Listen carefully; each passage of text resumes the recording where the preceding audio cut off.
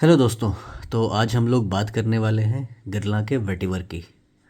आज हम लोग जानेंगे कि वेटिवर जो गिरला की तरफ से आता है वो कैसा है। लेकिन उससे पहले हम दो बातें जान लेते हैं गिरला के हाउस की। ये कब इसका फॉर्मेशन हुआ था और कैसे कैसे आगे इसका डेवलपमेंट हुआ। तो आइए चलिए शुरू करते हैं। तो दोस्तों जो गिरला है इसको हम कैसे प्रोनाउंस करते हैं। ये तो एक फ्रेंच हाउस है दोस्तों। तो फ्रेंच में जो ये जो इसका जो लास्ट वाला एन है यूजुअली ये लोग साइलेंट करते हैं। जैसे हम इंडियन अगर लैंग्वेज में इंडियन इंग्लिश में या ब्रिटिश इंग्लिश में अगर इसको प्रोनाउंस करेंगे तो वो कुछ ऐसा होगा, गुरलेन या गिरलेन। ठीक है। तो अगर हम इसका फ्रेंच में प्रोनाउंसिएशन देखेंगे तो ये हो जाएगा गेरला। तो कुछ प्रोनाउंसिएशन में कुछ डिफरेंस हो जाता है। तो जो जैसा फ्रेंच प्रोनाउंस करते हैं तो हम कोशिश करते हैं कि हम वैसे ही करें, क्योंकि यही इसका एक्चुअल प्रोनाउंसिएशन है। तो इसका जो सही प्रोनाउंसिएशन है वो है गिरला। तो आप कुछ ऐसा समझ सकते हैं। तो आइए बात करते हैं कि ये कंपनी क्या है। तो जनरली दोस्तों जो गिरला है, ये जो हाउस है, ये जब से स्टार्ट हुई है, ये इसका जो फॉर्मेशन हुआ था 1828 में हुआ था। और तब से ये कॉस्मेटिक्स में ही डील करती है। इसका फॉर्मेशन किया था दोस्तों पियरे फ्रांकोआ पास्कल गिरला ने। और इसका जो फॉर्मेशन था 1828 में किया गया था। और आपको जान के ये हैरत होगी कि 1828 से 1994 तक, 1994 तक ये गिरला के पास ही था। और 1994 में इसको लुई विटॉन ने एक्वायर कर लिया। हाँ दोस्तों, अब जो गिरला है उन्होंने अपना पूरा का पूरा जो कंपनी है लुई विटॉन को बेच दिया। और उसके बाद से ये इनका ब्रांड नेम तो चेंज नहीं हुआ, बट इसको रन एलवी करता है, लुई विटॉन करता है। तो दोस्तों इसका जो शोरूम है, जो इनका ऑफिस है, वो शॉन्स-एलीज़े में है, जो जहाँ पर मुझे जाने का अब एक अवसर मिला था। बट तब मुझे इतना परफ्यूम्स का मुझे ज्ञान नहीं था, मुझे आइडिया नहीं था।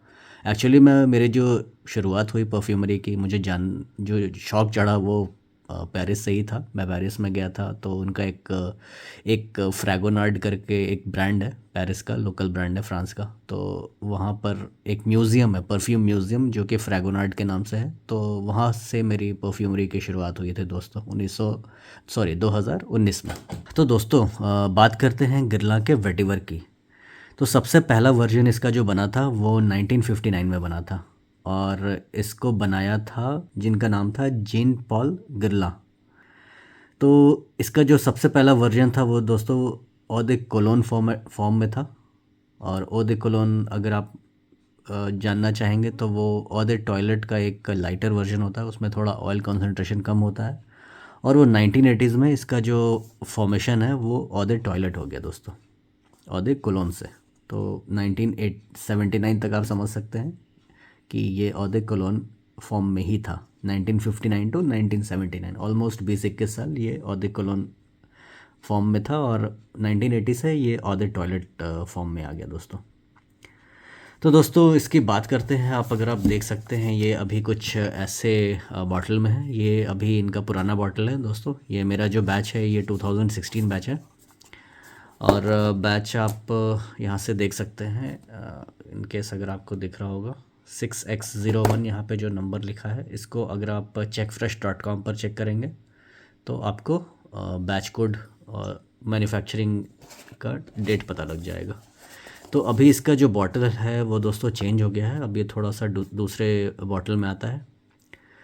तो दोस्तों इसकी बात करते हैं इसका प्रोफाइल कैसा है।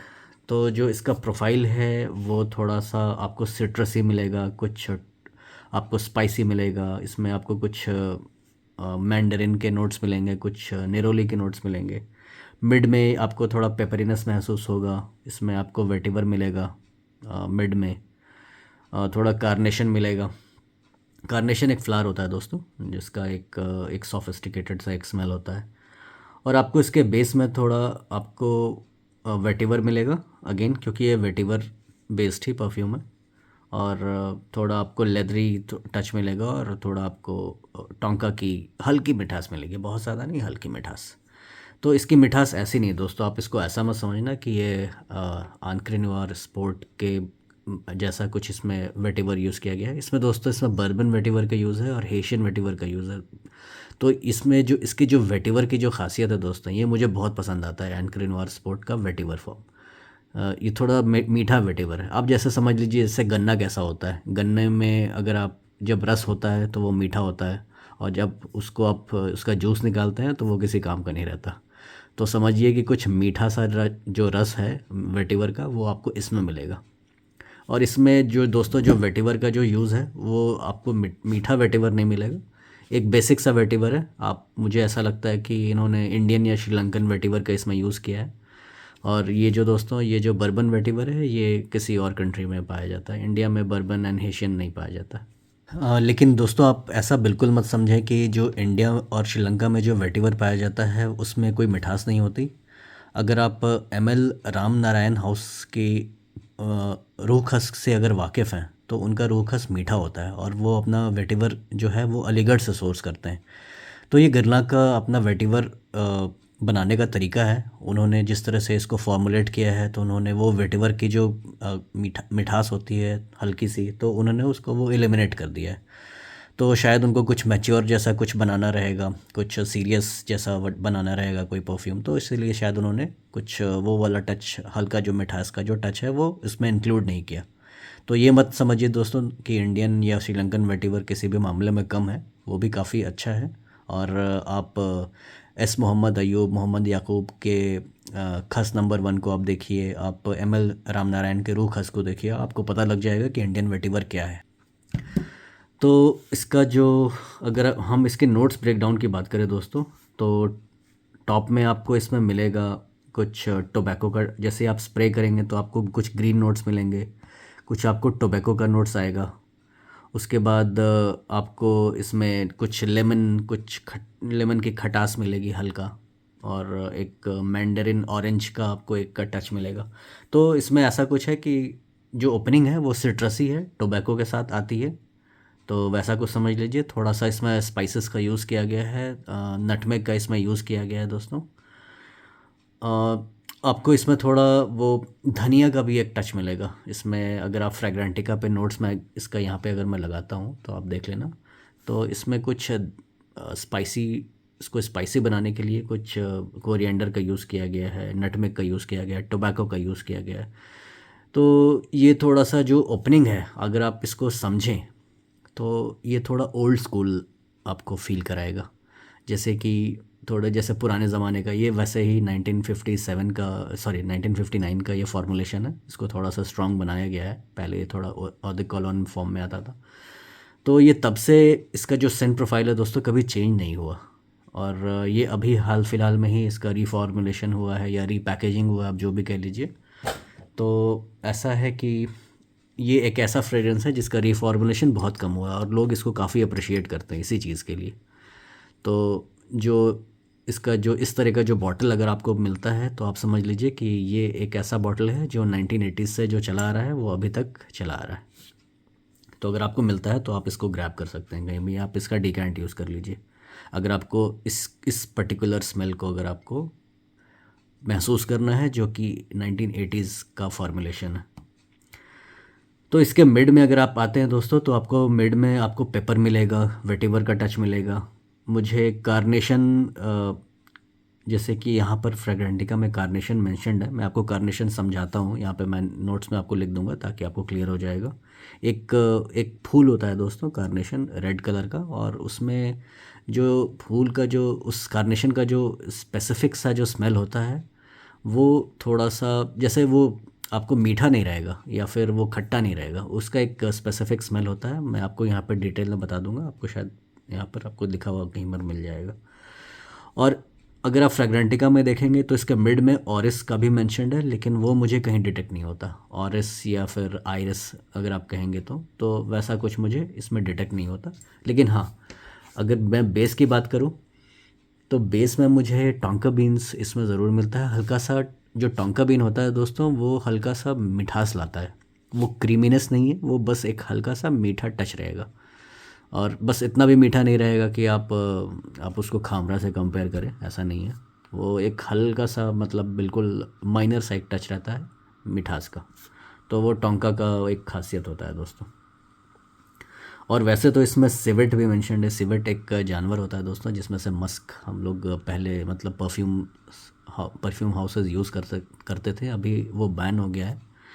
वो 1990s के टाइम ही बैन हो गया था, और उसके बाद से सिंथेटिक मस्क का यूज़ होने लगा, वाइट मस्क का यूज़ होने लगा। हाँ दोस्तों, ये सारी चीज़ें मुझे पता लगी थी फ्रैगोनार्ड में। परफ्यूम म्यूज़ियम में गया था, तो वहाँ पर एक म्यूज़ियम में हमें मतलब कि लोग बताने वाले होते थे। एक टूर गाइड जैसा कोई होता था। तो वहाँ पर मुझे पता लगा कि सिवेट, पहले जो डियर से ही मस्त नहीं निकाला जाता था, एक सिवेट से भी मस्त निकाला जाता था। तो अभी वो सारा कुछ बैन हो चुका है दोस्तों। तो कुछ ऐसा इसका आपको नोट्स मिलेगा। तो दोस्तों बात करते हैं इसको कौन लगा सकता है। मैं रिकमेंड करूँगा जिनकी उम्र 25 साल से ऊपर है वो इसको यूज़ कर सकते हैं। 25+ मेल इसको यूज़ कर सकते हैं। आप यूजुअली इसको एक फॉर्मल वेयर में यूज़ करेंगे तो आपको मज़ा आएगा। तो अगर आप कुछ वैसे इंसान हैं जो कि फॉर्मल कपड़ा पहनना पसंद करते हैं, और आप किसी एक अच्छे पोजीशन पर हैं, जैसे कि आप कोई प्रोफेसर हैं, अगर आप कोई एक सरकारी कर्मचारी हैं जो एक अच्छे लेवल पर हैं, आप कोई प्राइवेट किसी कंपनी में आपका एक अच्छा ओहदा है, आपकी इज़्ज़त होती है, तो आपकी लोग रिस्पेक्ट करते हैं, तो ये कुछ ऐसा फ्रेग्रेंस है दोस्तों। ये कुछ उस तरह के लोगों को टारगेट करता है कि लोग उनकी इज़्ज़त करें, थोड़े से मिस्टीरियस हो। ये एक ऐसे ओकेजन को सूट करेगा दोस्तों जहाँ पर जैसे कि मैं किसी सेमिनार में जा रहा हूँ और मुझे प्रेजेंट करना है वो सेमिनार, तो मैं इसको लगा के थोड़ा अपने आप को कॉन्फिडेंट फील करूँगा। तो कुछ ऐसा आप समझ लीजिए। तो ऐसा सिनेरियो कुछ रहेगा जहाँ पर आपकी तवज्जो, आपका इम्पोर्टेंस रहेगा। तो वैसा सिचुएशन में आप इसको यूज़ करिए, और अगर आप वैसे इंसान हैं तो इसको यूज़ करिए। आप इसको एज अ डेली भी यूज़ कर सकते हैं, इसको अपना सिग्नेचर सेंट भी बना सकते हैं दोस्तों। तो कुछ ऐसे लोग इसको यूज़ कर सकते हैं। मैं ये तो नहीं कहूँगा कि इसको लेडी यूज़ कर सकती हैं, क्योंकि ये बिल्कुल ही ऐसा कोई इसमें नोट्स नहीं है जो कि कोई लेडी को सूट करेगा। ये प्योरली मेन सेंट्रिक फ्रेग्रेंस है दोस्तों। तो इसको कैसे ओकेजन में लगाया जाए, आप इसको ऑफिस में लगाइए, और ज़्यादा से ज़्यादा आप इसको ऐसे जगह लगा सकते हैं जहाँ पर आप किसी आउटिंग में जा रहे हैं। कुछ जैसे कि अभी बरसात का मौसम है, आप अगर लोनावला जा रहे हैं, आप मान लीजिए खंडाला जा रहे हैं, आप माथेरन जा रहे हैं, तो वैसे जगह लगाएंगे तो आपको थोड़ा अच्छा फील होगा, क्योंकि कुछ ग्रीन एंड अर्दी आपको स्मेल उस घास से आती है। अगर आप किसी ऐसे ओकेजन पे इसको यूज़ कर सकते हैं, तो ये फ्रेग्रेंस में भी आपको कुछ वैसा सा स्मेल मिलेगा। तो अगर मैं इसकी लॉन्जेविटी की बात करूँ दोस्तों, तो इससे मुझे 6 से 7 घंटे की लॉन्जेविटी मिलती है। एक अच्छा खासा प्रोजेक्शन भी मिलता है, आपको 1 घंटे का प्रोजेक्शन मिलेगा। ये ऑदर टॉयलेट है दोस्तों, लेकिन ऑदर टॉयलेट होने के बावजूद भी इसकी लॉन्जेविटी नॉर्मल ईडीटी फ्रेग्रेंस से काफ़ी अच्छी है, ये मैं आपको बताना चाहूँगा। और इसका प्रोजेक्शन भी काफ़ी बेटर है दोस्तों। तो इसके 4 स्प्रेज हैं, वो आपके लिए काफ़ी होंगे।